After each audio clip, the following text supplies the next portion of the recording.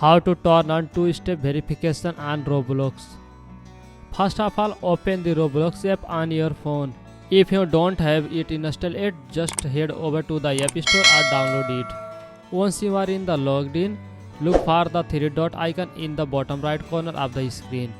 This opens the navigation menu. Tap on it and then select setting from the menu. In the setting menu, tap on account settings. From here, you will be able to access your security settings. Now tap on the security section, scroll down and look for the two-step verification option. Tap on it and you will see an option to enable it. If you haven't verified your email address yet, Roblox will prompt you to do so. Just head over to your email inbox, find the verification code and enter it here. Now Roblox will give you two options. You can either use an authenticator app like Google Authenticator or Authenticator. Simply enter that code when you prompt and you are good to go. After entering your verification method, tap confirm to finish setting up two-step verification.